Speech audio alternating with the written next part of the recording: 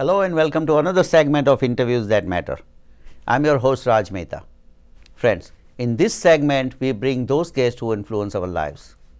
This includes elected officials, policymakers, heads of major organizations and other dignitaries. It is my sincere hope that the knowledge brought in by these guests will help our community. Today's program is very interesting because the first part, before the break, we are having a guest who is running for New York State Senate from the town of North Hempstead. His name is Adam Haber. Adam Haber has a good background in financial background as well as in the school districts, and now he's running for the Senate. After the break, we have President of ListNet, Long Island Software and Technology Network, Peter Goldsmith. He has some exciting news for us. He is going to announce, or he's going to talk about the digital ballpark that is an incubator that he's creating in Plainview, Long Island. So let's begin with Adam Haber.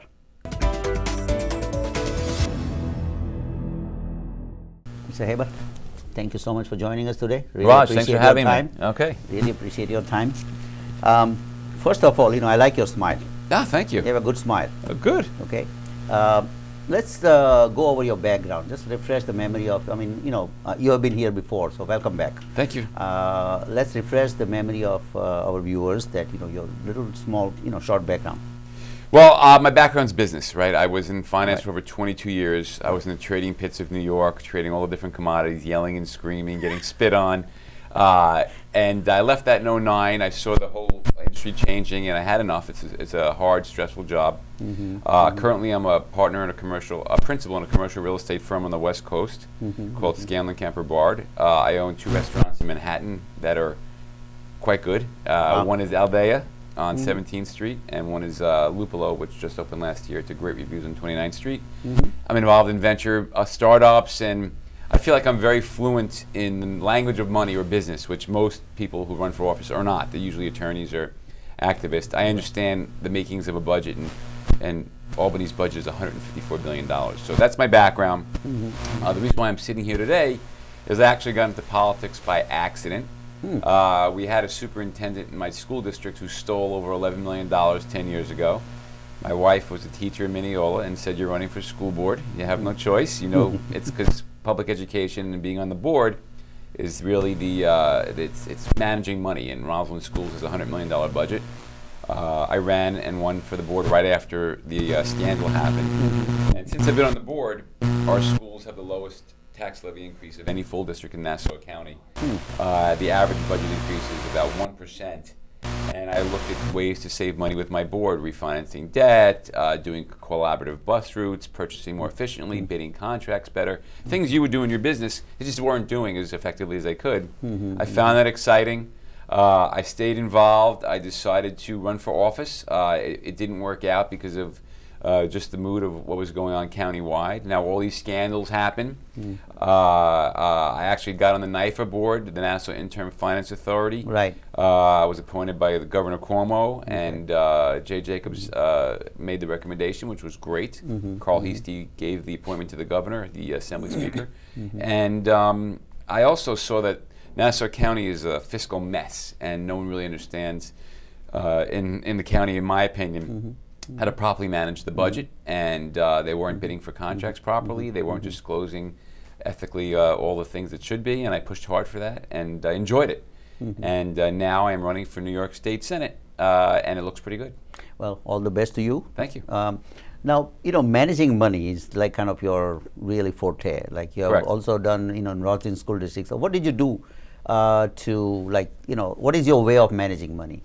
Well, I like to look at things from the expense side. If you can't make payroll, you can't keep your business open. You know how hard sometimes it is when things are slow.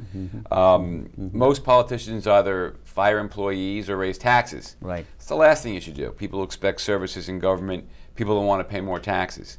On the expense side, if you lower expenses, it's the same thing as raising taxes, the same amount of money. So I saw in Nassau County, they weren't even bidding out contracts. They were having contracts just placed on their website, and a notice was put in Newsday, and only if you knew to look at the website, you could bid. Well, New York State has a registry. You could advertise widely, and if you could save 10% on your contracts, you'd save tens of millions of dollars in Nassau County. And that's how I look at things. You know, look at the expense side. Make sure you're running as efficiently as possible. Make sure you're not wasting any money. And I studied the county and gave those suggestions to the NYFA board. I use most of them, and it's exciting. And I think the government in New York is just multitudes bigger, $154 billion budget. And the opportunity to use my expertise to help the taxpayers is something that really gets me out of bed in the morning. See, that's what I was going to ask you, that, like, you know, when you, I mean, school district versus county versus now state. So it's going like a bigger and bigger, right? Well, it's not that it's going bigger and bigger. It's just that it's just experience. Complexity. Experience in your own business. You know, managing 60 employees in 2 restaurants. You know, managing hundreds of millions of dollars when I was in finance. Knowing that I've got to keep my expenses down and looking for every way I can to save money so I can help make money. And managing these districts and helping with the county.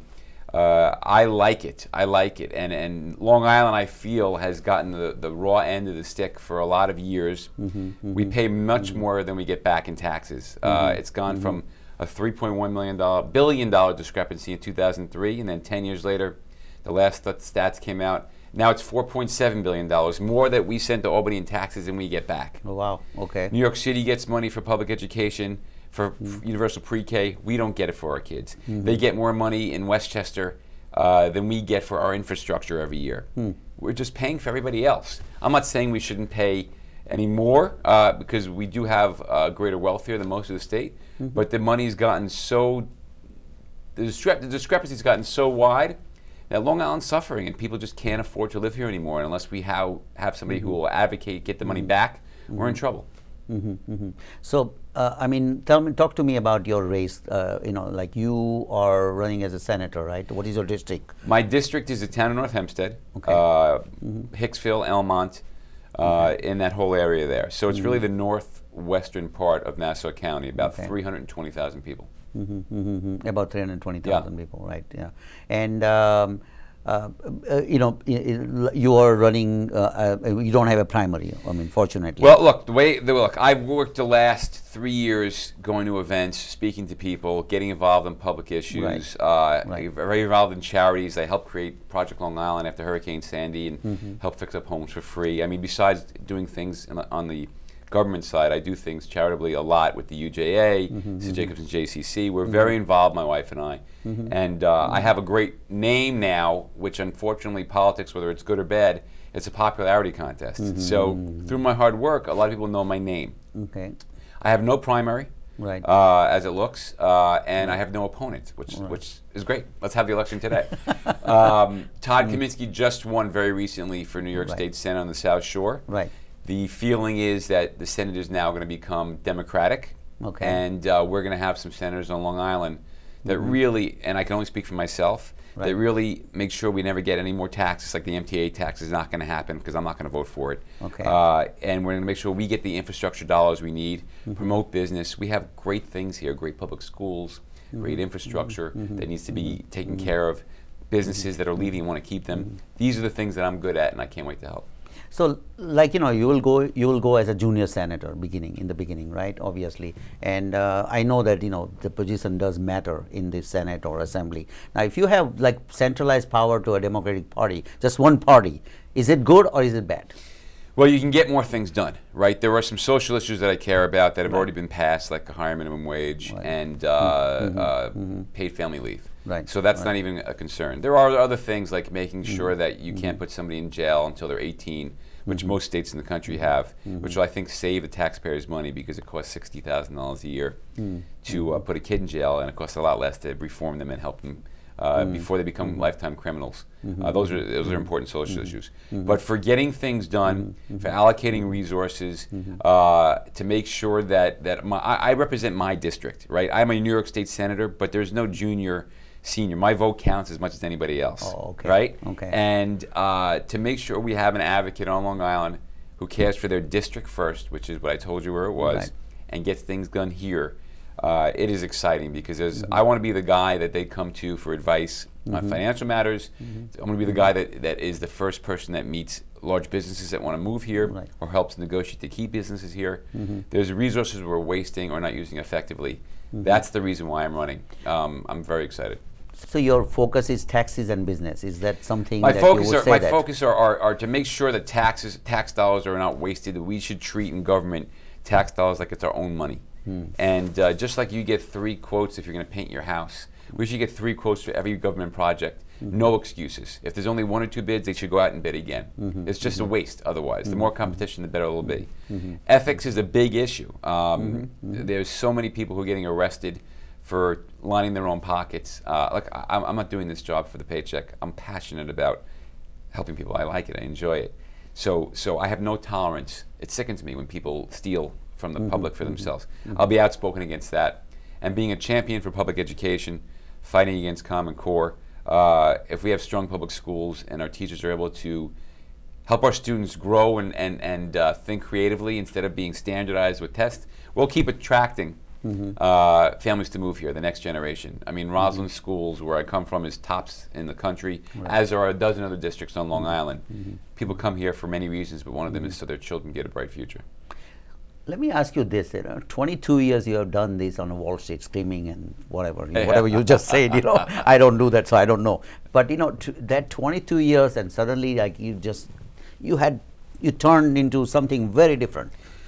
And I mean, I know you just mentioned that it's your passion, passion to do that. And your wife made you do that. That's what you're saying.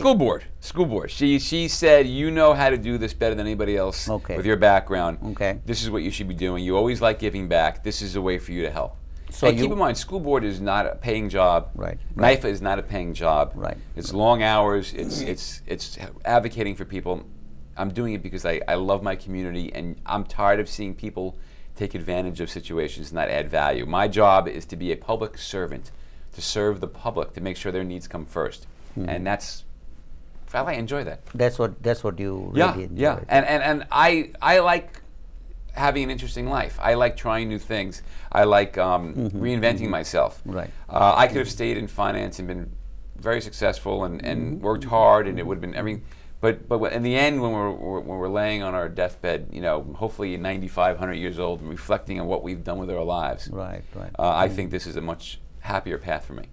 So like obviously, you don't need to really do this to make money, obviously, right? So because you're already successful, you're already running your businesses, you don't depend on this. So it's really like you're doing it as really out of your affection. Well, look, you live in our community, right? We're neighbors. You live in the next town over, and every time you read in the paper about another local official getting arrested, it hurts. It hurts the image of where we live, our home, and I have value that I think I can add that most people in politics are usually lawyers or in that field. There needs to be some diversity in the thought process, and to be the person who, or one of the key people who helps decide how a $154 billion budget helps the great state of New York, which I was born in, I went to school in, and I live in all my life just about. Right. That's exciting. I mean, there's no dollar amount you could put on that. For me, the value I could add in everybody else's lives is meaningful.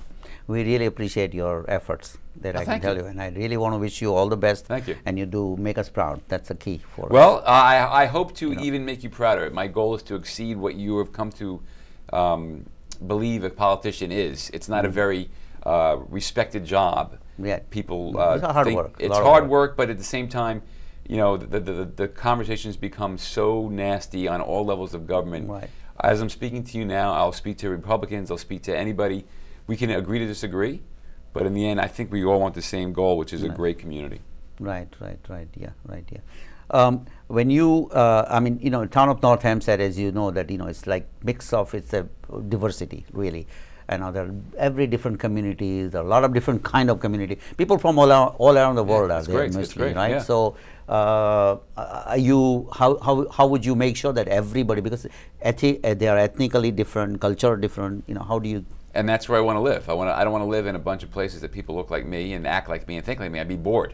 I think it's stimulating to live among the people of the world. And Queens is the most diverse place in the world. Right. I have to believe Nassau County, my district, is right up there with Queens. Yep. And I think my staff will have, I'm going to have them set up in a certain way. Everybody will get a phone call back if there's an issue or a complaint. Okay. And then a follow-up, and then another follow-up a week later to make sure their needs are met. If there's any kind of anti-Semitism, anti-Islamophobia, anti-race, whatever it is, I'm a Democrat. All people are equal. Men, women, religion, your sexual preference. I don't care. You have a right to do what you want to do. This is America. And I will make sure that you have those rights and they're never infringed upon. So for me, I'm just doing what I'm doing at a different level. I'm an advocate first for business, but equally as important for the community and their needs. And I love the ethnic street fairs and restaurants and being in the restaurant business. I love food. I love it, and I want to make sure that each community is as strong as it can be. Let me ask you about this. Now jump back. I mean, I know that you have a pretty good future, which we already can see it, and we definitely are looking forward to having you there in the Senate. Thank you. Let me ask you this: that about the presidential election this year. It's kind of a very different kind of election that I have ever seen in this country. I've been here for like 34, 35 years. Right. And this is the very different election, like on a Republican side and a Democrat side. What is your view on, let's talk about first, Democrat side. Let's talk about Hillary Clinton. Look, Hillary Clinton is, I believe, the best candidate out there. People, when you're around for a long time, people could find reasons to find fault with you. Right. She's not perfect. I'm certainly not perfect. Right. My wife reminds me every day of that, by the way. But she has the experience as a senator, as a state, leading the State Department for the country. Right. She was the first lady in the White House. You can say what you want, but the most important part of a president's job, in my mind, is picking Supreme Court justices. And I believe to have a left-leaning Supreme Court where we could repeal such horrific things as Citizens United, where there's campaign finance laws that let people just pour unlimited amounts of money so only the rich can get their voice heard, has to be changed. I believe one of the big issues we have to change in Albany is term limits and make sure that people who have stolen money from the community don't get pensions. Repealing Citizens United and having Hillary Clinton do that is important. Bernie Sanders is passionate. There's truth to what he says. Right. But I'm not agreeing with what he says. Okay. And you can't live in a society where you pay tax rates at 75%. You won't encourage people to invest here. There's balance in everything. And I believe that Hillary is the best choice and the best chance we have to continuing the prosperity. Is Wall Street beneficial or harmful? To Hillary? To New York. To New York? Well, look, Wall Street gets a bad rap because there's, just like everywhere, there's bad teachers, there's bad cops, there's bad clergy, but there's the 1% rule, right? And they're the ones that get the press. They generate a lot of jobs. They stimulate the economy of our state, and we're the financial capital of the world. Right. There also is a lot of problems with people being taken advantage of, and there needs to be balance. And look what happened in the 2008 housing crisis. I was there front and center, I saw what happened. Right. That was Wall Street at its worst. Wall Street at its best is when we are able to give people who need loans to start businesses fair loans, and they're not biased in who they give capital to, and people have an opportunity to invest at low rates. With low barriers to entry. So there's pros and cons. I understand why people don't like Wall Street, right? But you have to look at the individual players and just realize that they're not going away. Okay, and what about the big banks? I mean, should they be split, as Bernie Sanders says? Well, those are federal issues. I do believe in my heart that anything that's too big to fail is could destroy the country. You saw what happened with AIG, Lehman Brothers and Bear Stearns. Right. Yep. We were 24 hours away from going into insolvency as a country, and we're almost $20 trillion in debt. Wow. We don't have a lot of money for a country to bail out a big bank. And I got a problem if a bank is able to speculate with 40, 50 times leverage like they were during the financial crisis. So yeah, there needs to be some strong oversight on the banks, and you can't have monopolies. That's not, that's not capitalism. Is making sure everybody has an equal opportunity. Right. I'm concerned about that. Again, that's a federal issue, but being a guy who understands finance, Right. Eventually, if this keeps going, you'll have 3 or 4 banks, and they can decide, all the small local banks that people have relationships with, and they walk in and they know your name. That's not going to be there anymore, and that's a concern. Donald Trump. Talk about that. Like he, I think it looks like he's the one who's going to be Republican candidate. Yeah. It seems that way right now. It's getting closer, rather. I got to tell you, he scares me in the worst way. I think he just says whatever comes out of his mouth. Facts don't matter. We're living in a world where it's like reality TV. It's about sound bites, not actual thoughts or policies. If you try and find any reasonable policies he has on any topic, they're non-existent. I understand why people like what he says, because there's a certain segment of the population that is completely frustrated and have gotten beaten up and need hope. But the message he puts out is one of divisiveness. I don't want to be in a country, though I would, where he's the leader. I will always stay here, clearly, but he's the last choice in my mind for president. So some of the views are like, for example, once the primary is done, then he will change his view, and then like people really like you have.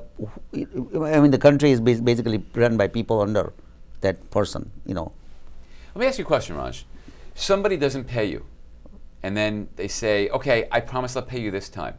I've changed my views. I'll be good this time." Will you do business with them? No. Okay. He told you who he was. He Right. gave you his views. Right. Now he's different. You don't trust somebody. You trust somebody who's consistent, whose message is consistent, who does what they say, Right. and they follow through. Right.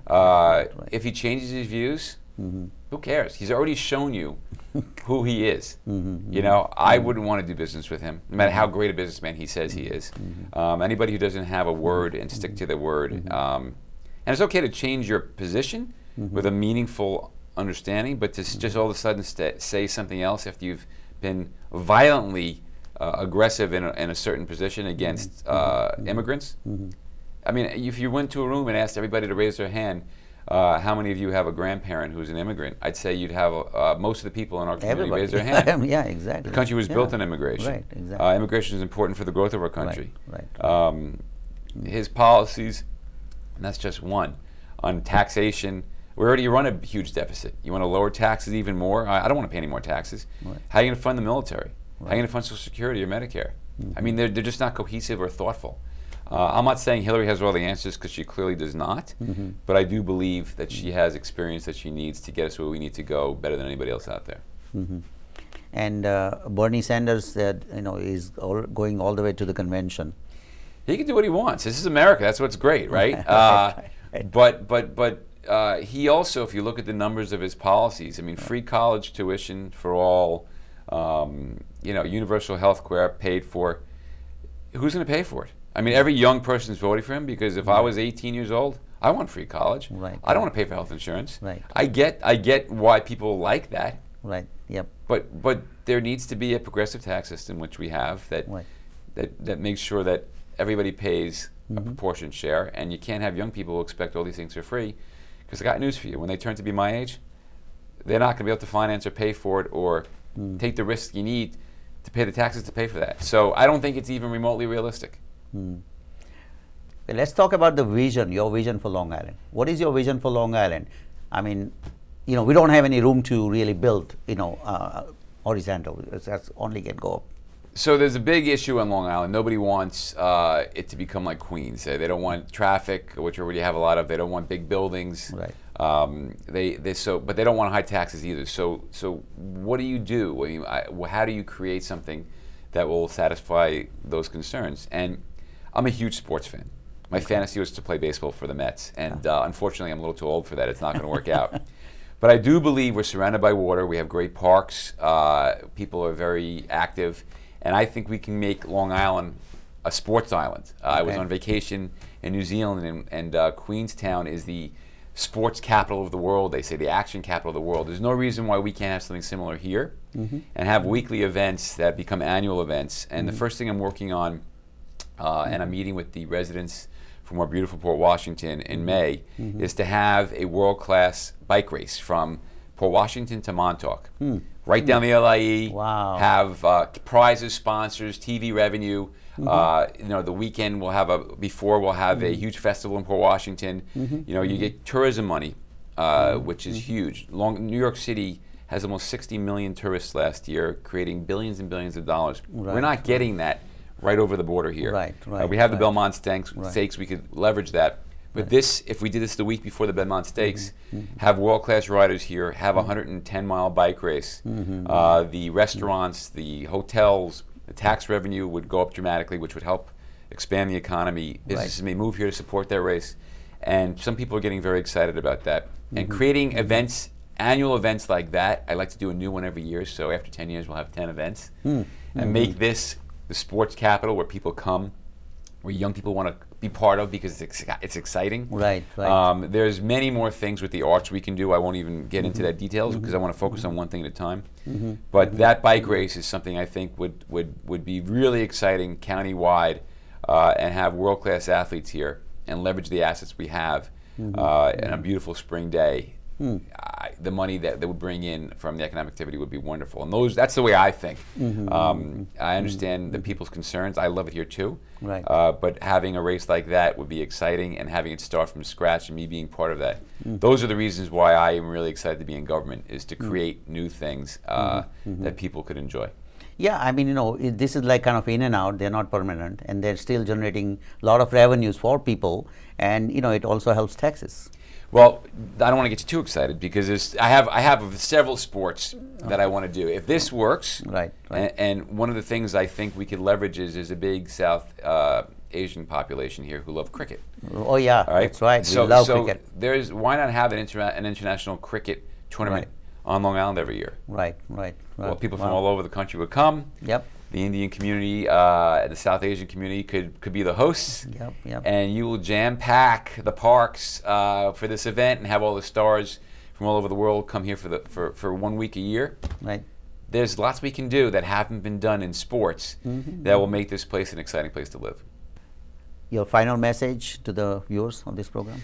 Look, I take nothing for granted. I'm going to work very, very hard to secure this New York State Senate seat. It looks very good right now, but things change very quickly. I'm already out there for months knocking doors and going to events and doing interviews like this. The biggest issues by far are taxes. I will never vote for an MTA tax. I don't care what de Blasio wants. For me, it's always Long Island first, no matter what anybody says. That's how I feel in my heart. I'm doing it for my community, which is Long Island. Ethics has to change in government. I have zero tolerance for corruption. It's just not why I'm going to Albany. I'm not going to play games, and insiders haven't been doing too well the last couple of decades in New York. We're last in the business, and to be able to attract capital in the state, that's because of ethics. It's got to change. And public education. We got to make sure that our public schools are well funded. We have to make sure that we get the resources we need from New York State and not pay for other public education in upstate New York, that our schools continue to get the funding they need and deserve. And I'm going to be an advocate for all those three things as strongly and as hard and as loudly as I can be, because that will continue to make Long Island a very prosperous place. Thank you so much. Really appreciate your time. Raj, this is great. I appreciate the opportunity. Thank you for having me. We'll take a short break and we'll be right back. After break, we're going to talk to President of Long Island Software and Technology Network, Peter Goldsmith. He has some exciting news for us, so stay tuned.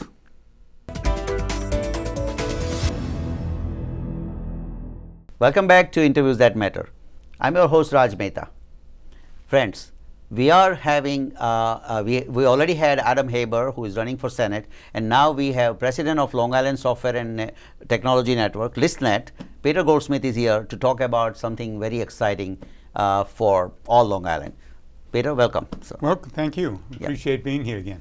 So you have been running this organization for 19 years, almost 19 years, and you are the pioneer of really creating the technology buzz in Long Island, and now you already are trying to do something even better, or I wouldn't say better, but something good. So let's talk about this. What is that you intend to do? Well, it's sort of an exciting, for a long time we worked out in Great River at the Long Island Tech Center. Right. And we had a place where we could call for home to run technology events. And now we have the opportunity here at InfoSystems International to create something brand new that we're calling the Digital Ballpark. Okay. So what it is, it's a big open area, about 1,500 square feet, surrounded by 9 offices, which is the reason we're calling it the Digital Ballpark. 9 innings, 9 players on a ball team. So you have 9 offices, and we're all going to be filled with technology companies. Okay. We're going to have a separate conference room that we're calling the Bullpen, and we'll have a coffee area, and the middle open area will be used to do events, panels, discussions, committee meetings, everything that's going on to do with technology. So we're also going to have some of the latest video equipment so that we're going to be able to broadcast it live to Hofstra University and to Stony Brook University so the students can see it, what's going on. We're also we're going to be working with United Way, and we're going to have a program for returning military vets to learn IT and be exposed to IT and get IT mentoring and training. So this really will become one of the hubs on Long Island for the technology and software and IT industry. Who can rent the office, and what is the rent go for? Well, the rent, as I said, we have 9 offices. We're not, Right. we're just, as we say, opening season hasn't even started yet. On May 25th, County Exec Ed Mangano will be throwing out the first ball and cutting the ribbon. But 5 of the offices have already been rented. Right. So 5 out of the 9 offices.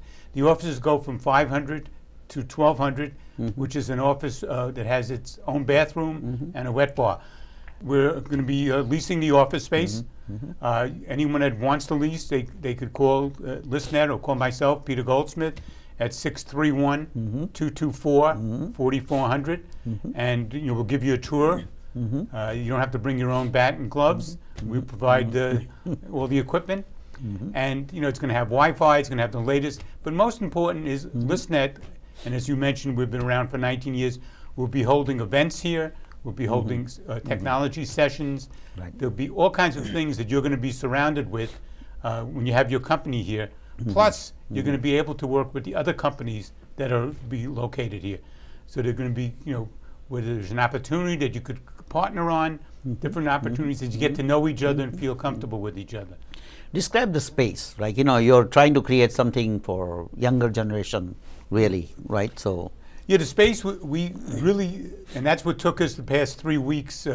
We completely transformed the space. It has black ceiling tiles, Wow. bright lights. Wow. We get tiles done in a whole kind of pattern. We're going to have paintings and pictures and graffiti up on the wall. We're going to have a big coffee area.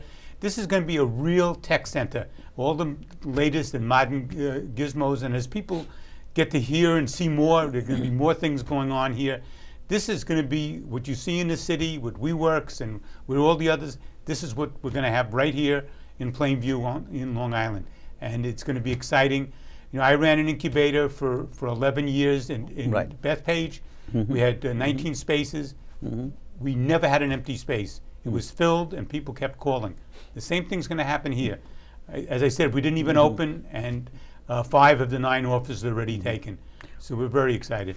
It's really the benefit, of renting a space like this, because you're really in a community, and you're creating a community environment where you kind of get benefits from each other's experience and a lot of different things, right? I mean, that's the way I see it. Exactly. You feed off each other. Yeah. Because you Yeah. do certain things, someone else does something else. Right.